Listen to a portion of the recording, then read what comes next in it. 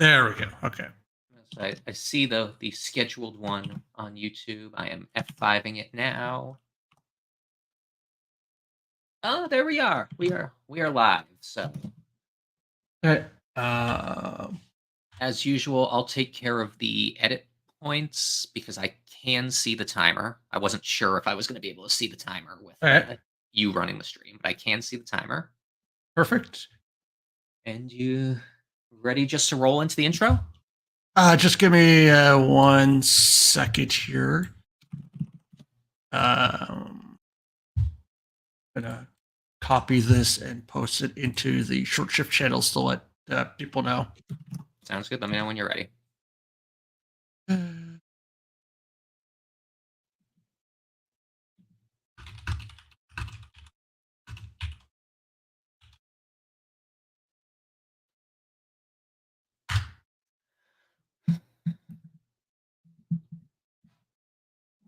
Everyone's getting a goal in. I got 5-3 now in for Washington. I'm getting destroyed by Ovi this week. Hopefully, he doesn't have assists. He's got an assist on one of them. He just got an assist on the most recent one too. So, I will mute myself, and you're good to go. All right, I'm going to start at 40.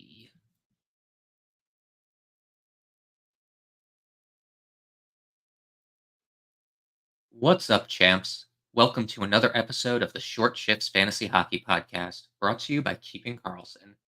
I'm your host, Jeremy Versillo, and joining me tonight, my pal and yours, Shams Benamor. Shams, how you doing on this Thursday evening? This Halloween Thursday evening? I'm doing okay. Just kind of going through my lineups and trying to see which of my players are being tricks or treats now that we have a month through the season. That we could start making some definite decisions on, as definite as you can with a month into the season. Well, speaking of tricks and treats, here's a little trick to watch out for. There's a 2 p.m. Eastern game on a Friday tomorrow. So just want everyone who is listening to this on their Friday morning commute, you only have until 2 p.m. Eastern or 11 a.m. Pacific to set your lineups for Florida and Dallas. They also have an early game on Saturday. I think it's a noon Eastern game, so not as early, but still kind of before you may set your lineups if you're checking in early. So be aware of that. Uh, Another one that definitely is not a treat. Connor McDavid got some clarity on his injury. He's out 2 to 3 weeks. Sounds like a high ankle sprain, which is a lot less scary in hockey than it is for those of you who play fantasy football or fantasy basketball, but still not great. What's the fallout here, Shams? Well, the dance now is that we have to deal with kind of a struggling team losing the best player in the NHL. But funnily enough, they are currently winning 3-1 against UC Saros. So, of course, you take out McDavid and they start turning it on. The top line is Podkozin, Draisaitl, and Arvidsson, with Draisaitl as the center. And then the second line is Skinner, RNH, and Hyman, with RNH in the center. So while, of course, McDavid is a huge loss, it still has some skill there with Hyman being able to be on the second line. And Arvidsson is no slouch if you remember him from his LA days. So that Draisaitl line has 2 of the 3 goals so far. So looking good for him.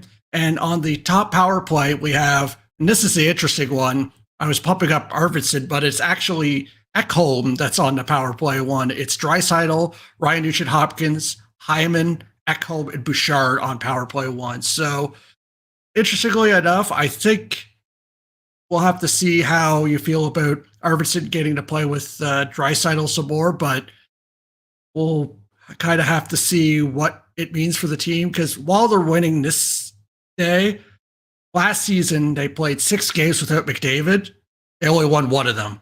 So hopefully they do a little bit better this year compared to last year. And if you may remember in the past, Leon Draisaitl has gone nuclear in some of the games without Connor McDavid in there. So the fact that he has 2 points in half of a game today probably not that much of a surprise. Like, it's almost like he puts the team on his back when McDavid isn't there. Next up, we have a interesting situation with Kevin Fiala, one of the darlings of the Los Angeles team. What kind of hot water did this guy get himself into? So first, he ended up getting benched against Utah because he got two penalties, and the second one was a cross check, which was, I guess, just enough to make the coach just sit him for the rest of the game. And then there was some rumors about, hey, what's going to happen with him? You know, the Sharks are coming up. Are they going to bench him to show who's boss? And then he gets benched. He's not even active for the Sharks game, but it's not because of the penalties. It's because he missed a team meeting, which supposedly to his excuse was his iPad alarm messed up, so he missed it. Now, we could joke and laugh about this is because both the coach and Fiala have come up and said it's water under the bridge and are going forward. And this is something that you might not remember, but last year, maybe not to this extreme, they did have kind of a spat where he did get benched. And the word was from the beat reporters, he quote unquote responded well. So I think it's just that kind of guy that, you know, might be a little bit of you know, not the perfect soldier that might need a kick to the side to just be reminded to who's boss. And it looks like that's the case here, but I wouldn't be really changing my thoughts on him overall. Speaking of responding well, the game that he got scratched for was Monday. On Tuesday, he comes back with a goal and an assist against Vegas. So it seems like he responded well. Kind of sad that the iPad alarm is what does him in. Like, that's a rookie mistake for a guy who has over 500 games and close to 10 seasons in the NHL. Uh, yeah, hopefully he learns from it. Seems like they're all being professional about it, so I'm not really worried as a fantasy manager or a Los Angeles fan. Next up, we had a trade. Timothy Liljegren, the disgruntled Toronto defenseman, got moved to San Jose, where he should get some playing time. And in return, Toronto got a handful of draft picks and Matt Benning, who is like your prototypical seventh defenseman. There was talks of him being on the move to either Colorado or Toronto or one of those eventual playoff bound teams. What do you think's going to happen with Liljegren in San Jose? Does he have power play one upside? Is he going to be playing 20, 23 minutes a night like Wallman is? I honestly think he's their second best defenseman now and will be used in that way. Do you agree with me? Yeah, basically the way I look at it is that I'm blanking out on who's the D partner they want to replace, but they're looking for a puck moving defenseman on the second pair. So what I think is going to happen is that while maybe that he's not maybe a worry on taking maybe the power play one, we'll have to wait and see. There's no word about that. But what I think is going to happen is that they're not going to have to worry about putting Walman out so much on the offensive situations now that they have a second pair that they could depend on a little bit more and then maybe try to shelter the third. So my idea is from this is that basically all of the offensive players, the forwards, are going to get a bump now that there's at least a second person on the blue line that can move the puck. And then that might end up with some more even strength situations. And then whoever's on the second power play gets a small boost. And then overall, I think there's just going to be a small shade on how Walman is, because I'm guessing that he's going to at least keep the top power play for now. And then Jack Thompson's probably going to stay in the AHL to, you know, get his reps in. And then Walman is probably just going to be losing that even strike time and maybe not have to be required to be out there for the majority of the game. I think your point about Jack Thompson ending up back in the AHL is probably right. It's pretty clear that he was getting sheltered hard. He was playing like 13 to 15 minutes a night, and five of them were on the power play. Not a sustainable thing for a young defenseman. I think he's going to eventually be a part of that team, but just not now. I almost wonder if they pair Liljegren and Wallman at even strength to get one of those like not superpower units, because I mean this isn't a Makar and Tays or anything, but get two of their higher quality players together. And I also think you're right, it may cut Wallman's minutes, especially on the power play. Like, you don't want to run a defenseman 25 minutes a night if he's not capable of doing that. So even shaving a little bit of ice time off will help the Sharks and hurt Wallman fantasy owners. But I actually think we have a little bit more on Wallman later, so I digress. Next up, we have some injury updates. A plethora of updates from the Avs Shams. Which ones are fantasy relevant for you? So the first one is that everyone's fantasy darling that got off the waiver wire, Ross Colton, is out for 6 to 8 weeks with a broken foot. So that one is, just have to put him in your IR and sit on your hands until he comes back. However, with his loss, while not happening right away, we have a situation where it's Lehkonen is set to potentially come back as early as Tuesday.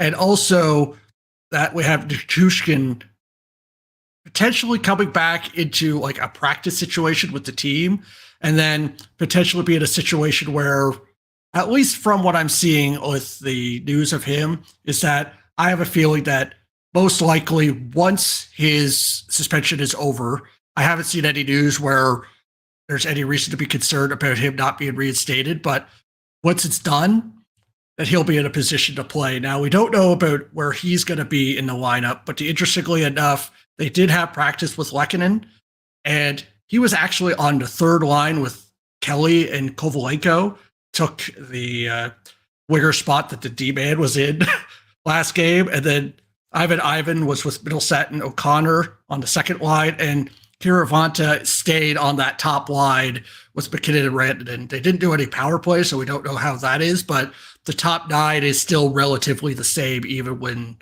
Lehkonen's coming back. Probably, if I wouldn't be surprised if they're just kind of putting him in it softly, and then he'll probably climb into the top 6 sooner or later. But at the very least, he's not there at the start. With Lehkonen also, I wonder if he's going to end up on power play 1.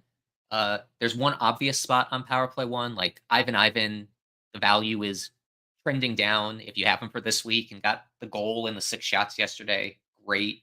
But I actually wonder he may not be on this team in 3 weeks. Like, he actually may be down to the AHL to play bigger minutes instead of playing third or fourth line minutes in the NHL. Nichushkin probably goes on to power play 1. But with Lehkonen, I actually wonder if Casey Middlestat has done enough to keep the power play 1 role. He has looked really good as a distributor. That power play has been pretty dangerous, and I think Middlestat is actually a large part of why it's been dangerous from the games I've watched. That's something to monitor. And Nichushkin, I forget if you said the dates, but sounds like he can jump right into the lineup on November 13th or November 15th, which is less than 2 weeks away. Great move for anybody who correctly guessed that Yahoo was going to let us put him in the IR and stashed him for 4 weeks. Like, I would have been a lot more interested had I known he was only out for 5 weeks. I kind of expected this was going to linger and there was going to be, ramp up time and all that. So I'm kicking myself for not getting him in any of my leagues. For those of you who did, congrats. Not much else to say. Next injury, Freddie Anderson is week to week. So Pyotr Kochetkov is playing majority of the games, I assume. I think it was the backup Spencer Martin who they called up, but they aren't going to go 50-50 with Spencer Martin. Kochetkov has a handful of points today as Carolina is lighting up Boston. But my complaint with Carolina goalies is that Carolina suppresses shots like nobody's business. And he very well could give up 3 goals on 20 shots. And at that point, if you lose the game, you may have a bad goalie start. And if you win the game, you only get like 6 points. Or I haven't done the math, but all I know is Carolina goalies are frustrating to own for how good of a team it is. Like, you think that's a slam dunk, and it isn't. I guess add Kochetkov if he's available. Like, you want a starting goalie on a good team, but it's going to be frustrating. For example, right now, he is literally getting you 0.3 points in Cacupful. He has 13 shots against him in total, and he let 2 of them in. So you're going to keep getting basically all of your points from the win. Right now, there's still about like 8 minutes left. So hell, if a goal goes in, you'll be using the win points to get to 0. So just kind of a highlight. Now, Boston is in a completely different headspace right now, so it's not always going to be like that, but this is a perfect example of why I have generally avoided streaming Cade's goalies, and then the dance of having one with a volume might be a little bit different, but I'm 100% with you. Yeah, that's it's not a fun team to have a goalie from. I'd actually almost rather have a goalie from San Jose or Chicago or well, Anaheim's cheating at this point because I think Lucas Dostal, with how he's performing today, I believe now has the most fantasy points among all goalies. That is more than Connor Hellebuck, who has played the same number of games. A kind of crazy fact there. One last injury ouchury update. Jacob Chikrin for Washington is day to day. I don't actually remember what happened, but they play both Saturday and Sunday. No determination on if he's going to play then. He is sitting today's game, though. And Matt Roy is getting real close, quotes. I don't know if Matt Roy or Matt Baugh, whichever pronunciation he uses, is fantasy relevant. Chikrin certainly had been pretty good for Washington. Not much else to say there for me.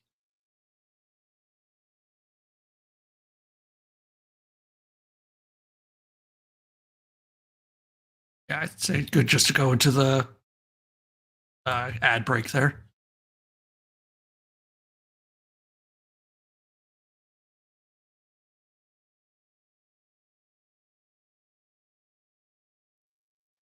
With that, let's go to our short ad break.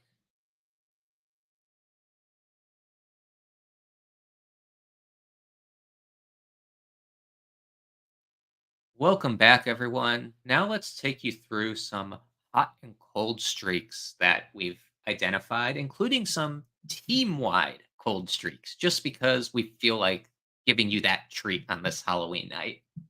First one, Drake Batherson has been a treat to own. 9 points in his last 5 games. Actually has 12 points in 9 total, which is after people kind of panicked because he went pointless in his first two, then had a 3 point game in his third game, and then pointless in the fourth game. But since then, like I said, 9 points in 5 games. I will say the shot totals are concerning. In those 9 games, he has a 7 shot game, a 4 shot game, a 2 shot game. In every other game, all 6 other games, he has only 1 shot. That's not sustainable for a player of Batherson's quality. He's also benefiting from a red hot power play. Like that Ottawa unit looks incredible.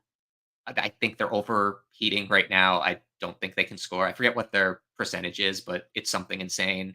I feel like Brady and Stutzla and Batherson and Norris are scoring power play points every single game and often multiple of them.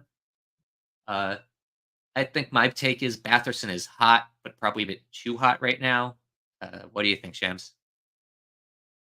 Now, while I would be in agreement with you mostly on basically all of that, I'm still really just happy with him in general because I am in love with that even strike line. I couldn't imagine how much of an effect of moving Giroux down to that line to be with Norris and Batherson would have an effect. Is that I have a feeling is that off the top of my head, I'm not sure how many of the points. I don't think they're actually as a team doing that well on even strikes. So I have a feeling that it won't be, 1-for-1, but I feel like some of the points lost from the power play will be recovered from even strength. And then just having that line and having that be your second line. So it's not even, being glued on because you have Stutzel and Kachuk on their top line. I am just really high and just missing out that I think I was talking in our allied chat about Giroux being like, don't worry about him. He got dropped. And it's like, he's not going to be much. He's now on the second line. And now it's just completely different. I might be, drinking the Kool-Aid, but I just love that line so much. I want a piece of anyone on it. Absolutely. I would love to be able to snipe Drake Batherson or Claude Giroux from an unwary manager, but I don't think that's going to happen until they cool off. While you were talking, I looked up their power play. Their power play is currently second in the league, running at 42.9%. Only team ahead of them is Winnipeg at 44.8%. That's kind of incredible. And the team that I mentioned earlier, who had a really good power play, Colorado, is third at 35.1%. Uh, Next up, a guy that we think you have permission to drop if you're holding him. Why don't you tell us about our Florida Panther trick here? Evan Rodriguez, sadly, is a fan of mine from last year because he was sniffing the top power play, but now he's not anywhere close to that. He's getting top 6 minutes with Barkov and Reinhardt, which you think would be a golden time, but he only has 3 points and 23 shots in 11 games. That's not enough to really pull his weight. And right now, he only has 2 games this week because of the team being in Finland. So, with the good chance that the Saturday is probably stacked, so he's only giving you 1, is that the way I look at Evan Rodriguez is that I know the name. He had some big play in different places, or even with the team last year, is that I don't think anyone was jumping for Luosterainen when he was with a red hot Lundell and with Reinhardt when Barkov was out.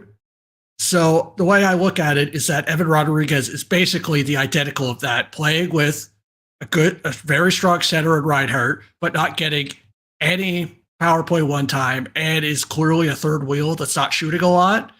So maybe in a week where you have like a really nice streaming schedule, maybe sneak him in, but you're free to cut him. He's not a core player of your fantasy team. And I stand corrected a bit. I looked up the Cupful rostership here. Only 4% owned. So if you're one of the 2 people who own Evan Rodriguez, you should consider cutting him. If not, you guys are smarter than us. You guys were on top of this one. I find that people like to hold on to first line players from really good teams, even if they're totally third wheeling and not doing much of relevance. I promised you some more Jake Wallman talk earlier. He is currently on a bit of a heater. He has 6 points in his last 2 games. He had 3 assists Monday and a goal and 2 assists Tuesday. Definitely helping someone's fantasy week so far. Happens to be me in a few leagues.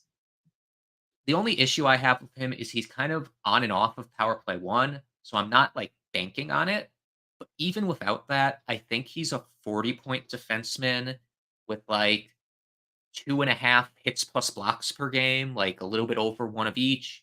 And he's 2.5 to 3 shots per game. Like, pretty impressed with what he's been doing. And he had some flashes of relevance in Detroit, and he's now playing more time on ice than he was. You can kind of expect that peripherals to tick up. Are you into Jake Wallman kind of long term here? I was surprised that he was available in one of my leagues. Something I have to keep an eye on is that his blocks seem to be drying up. He had a lot at the start of the year, but in the last, 5 games played, not including the game tonight because it hasn't started yet, he only has 3 total blocks in those 5 games. That's really what worries me. He still has his shot total up, so that is nice, but without the blocks, he needs to point. And as you mentioned, you're not going to get your 3-point nights. I saw a tweet yesterday where he played 200 some games. He had 1 3-point night in those 200 games, and now he has 2 back-to-back. So obviously, different situation, more playing time, is going to be in a position to get points. But unless those blocks come back, I have a really short leash because I'm not sure I'm even in a categories league where I have him. If he's only giving me shots, I could find a defenseman that just gives me shots if those points start to dry up. That's fair. I think I'm in a bit of a different position because all of my teams are light on defense. Like, Wallman's my second defenseman out of 4 in one league, and I think in Cupful, Owen Power's my second defenseman. So I run it pretty thin on the blue line. I like Wallman. I will continue to like Wallman until he stops getting ice time, which the Sharks would be dumb to stop giving him ice time. You mentioned the blocks went down. I actually wonder if that's because he's been getting less shorthanded time. Early in the season, he was getting 50 to 70% of the shorthanded time. Now it's down to 30 to 50. So I think that's PK2 versus PK1. Shorthanded is great opportunities to get some blocks. Next up, another cold streak. Actually, this one, we have it as 2 cards, but I think it's really one topic. The entire Boston Bruins team is cold. Pasternak, Lindholm, McAvoy, like Zaka. How many points does Zaka have this year? That's a name I haven't heard all season. What are we doing with Boston? Like, what are your concerns or assurances to give us here? Honestly, this is the way I look at Boston right now is how people feel about a lot of the Edmonton guys is that the bigger names I'm talking about, probably McAvoy, Marchand and say Pasternak, you're just going to have to take your medicine and hold them and hope for the best, because I don't think you're going to get any value from a trade, or at least maybe Pasternak, because, like, for example, I think you might be able to get someone for there, but for like your Marchands and your Lindholms and your McAvoys, you're not going to get any value from a trade from them unless you find a Boston fan that's in love with them. And I don't know if I have, other than maybe Lindholm, I'm not sure if I have the guts to drop them in a deepish league. But for all of the ancillary pieces, I'm not sure I have, like, you'd have to show me who you have as an alternative, but I'm not sure I'm willing to keep any of the ancillary pieces. And as well to keep in mind is that Montgomery is going in full blender mode. So I don't know. You can't say, oh, Zaka's top power play, because he could be off of that power play by the end of the game, because they're just getting hammered so bad that there's no guarantee of ice time for basically anyone on this team. I like Lindholm still just because he's been hitting and blocking a bunch, which is kind of weird. I don't think he's going to continue to do that, but at least while he is, I guess I'll keep on to it. McAvoy, Pasternak, you have to keep, but anyone else, maybe consider moving on from. Hard to move on from someone like Marchand or Zaka that you had higher hopes for. But like I said, I kind of wonder if this is the year that Boston is just fading into the abyss. Last but not least, we have one more cold team. Who is that? The irony is the coldest of cold in at least fantasy wide is your Calgary Flames. Is that they did have like a nice start to the year. I remember the Mega Show talking about Huberdeau potentially being a hold and it being interesting. Now, to get into a little bit of the weeds, I know Cupful, Keeping Carlson Ultimate Patron Fantasy League, is a baggers league and a points league. So we take a value of hits and blocks. And in general, this is kind of just the way to look at it is if you have on average 4 Cupful points a game, you're seen as a season long hold, or at least worth a roster spot and not just a streamer. And I did this morning is if you look at for the last 2 weeks, the players that are above that 4-point average, there's literally 2 players, and I guarantee you, I could give the audience an hour. You might get one because he's on a hot streak, but you wouldn't guess the other. They are Rasmus Anderson and Blake Coleman.